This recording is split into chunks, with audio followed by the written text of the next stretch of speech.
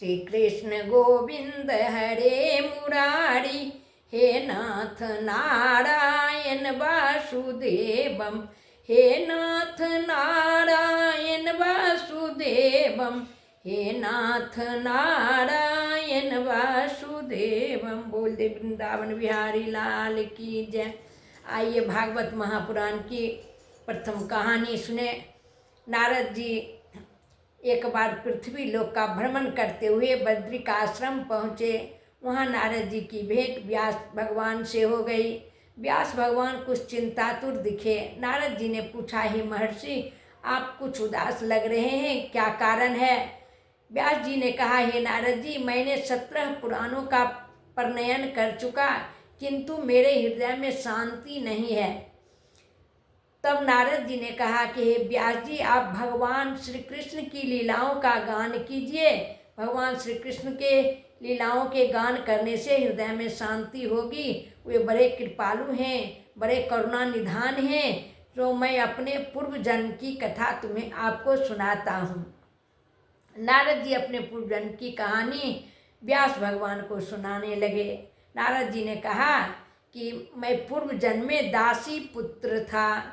मेरी माँ महात्माओं की सेवा किया करती थी। महात्मा सब चातुर्मास करने के लिए एक ही स्थान पर 4 महीना रुकते थे, आषाढ़, सावन, भादव और आश्विन। इन 4 मासों में मैं भी उनकी सेवा करता था।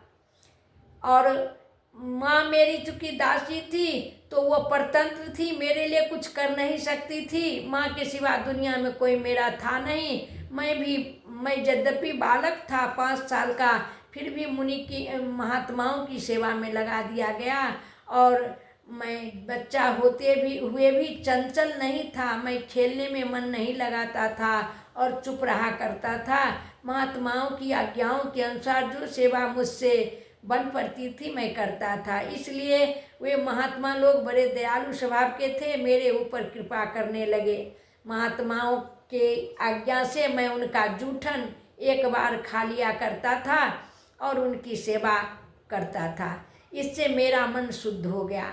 महात्माओं के शीत प्रसाद से मेरा मन शुद्ध हो गया। और भगवान की लीलाओं का जब वो गान करते थे, कीर्तन करते थे, कथा कहते थे, तो मैं प्रेम पूर्वक बैठकर श्रवण करता था, जिससे मेरा मन शुद्ध होता चला गया और भगवान के चरणों में मेरा प्रेम बढ़ता गया। जब 4 मास के बाद महात्मा लोग जाने लगे, तब मैंने महात्माओं से पूछा, हे महात्मन, मुझे कुछ आधार दीजिए जिससे भगवान के चरणों में प्रेम रहे। तब महात्मा मुझे भगवान नाम का मंत्र दिया और कहा, बच्चा, तुम इसी नाम को जपो, भगवान की कृपा तुम पर होगी। कहते हैं नारद जी कि मैं भगवान के नाम का जप करने लगा। कुछ दिनों के बाद मेरी माँ एक दिन रात्रि में गौ दोहन के लिए निकली तो सांप पर पैर पड़ गया और सांप ने डस लिया। मेरी माँ की मृत्यु हो गई। मैं अब अकेला हो गया, संसार में मेरा कोई नहीं बचा। मैं चुपचाप उत्तर दिशा की ओर बढ़ गया और गांवों, नगरों, बाग बगीचों को देखते हुए बहुत दूर घने जंगल में निकल गया। निर्जन वन में जाते जाते मेरा पैर भी थक गया था और भूख प्यास भी लग गई थी। मैं एक नदी के किनारे स्नान किया, जलपान किया और आचमन करके मैं एक पीपल के पेड़ के नीचे बैठ गया और भगवान का ध्यान करने लगा। महात्माओं के द्वारा बताए हुए नामों का जप करने लगा, कीर्तन करने लगा और इतनी व्याकुलता भगवान से मिलने की हुई कि मेरे आँखों से अश्रु प्रवाहित होने लगा। और भगवान जब देखे कि भक्त बड़ा ही व्याकुल है मेरे दर्शन की लालसा से, तो मेरे हृदय में तत्क्षण प्रकट हो गए। क्षण भर के लिए भगवान की उस मनोहारिणी छवि को देखकर मैं मुग्ध हो गया। मैं अभी तृप्त भी नहीं हुआ था कि भगवान अदृश्य हो गए। मैं बेचैन हो गया। नारद जी कहते हैं कि मेरा मन कहीं नहीं लगा। मैं उठकर खड़ा हो गया और बड़ी बेचैनी के साथ मैं भगवान को पुनः दर्शन करने की लालसा से बार बार भगवान का नाम का कीर्तन करने लगा।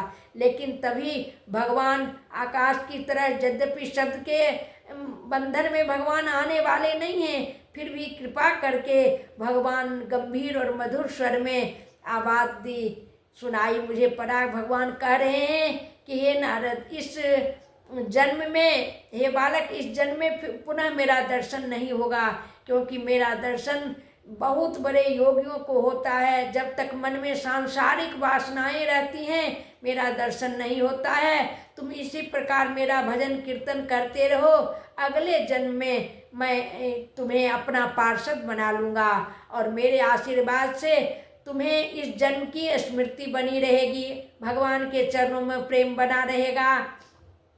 इस तरह से नारद जी कुछ दिनों तक पृथ्वी पर घूम घूम कर कीर्तन करते रहे।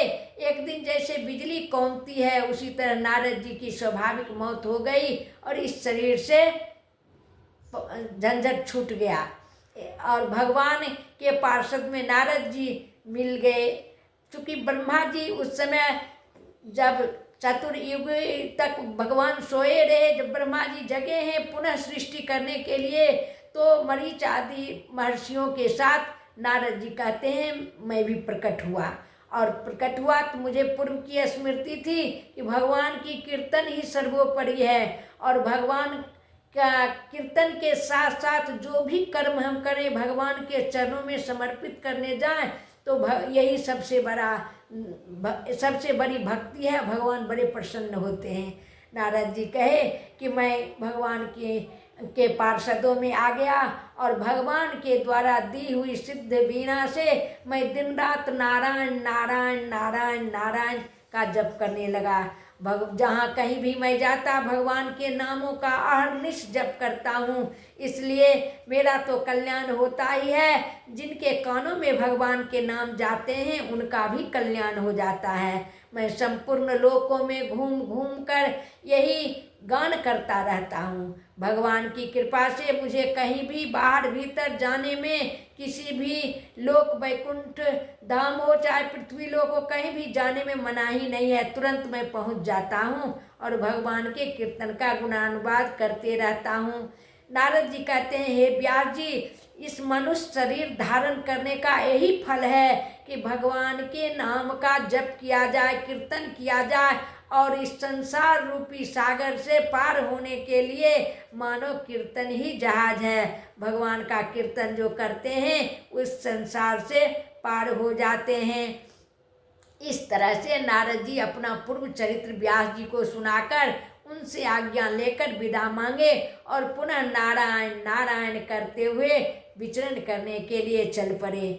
इस कहानी से ये शिक्षा मिलती है कि संगति का प्रभाव पड़ता है। संत की संगति जब हुई, नारद जी का संसार से बंधन छूट गया और भगवान के चरणों में प्रेम हो गया। संत तो बड़े दयालु होते ही हैं, इसलिए मनुष्य जीवन पाकर संतों की संगति करनी चाहिए और भगवान से प्रेम करना चाहिए। बोल दे वृंदावन बिहारी लाल की जय। फिर अगले दिन अगली कहानी लेकर प्रस्तुत होंगे।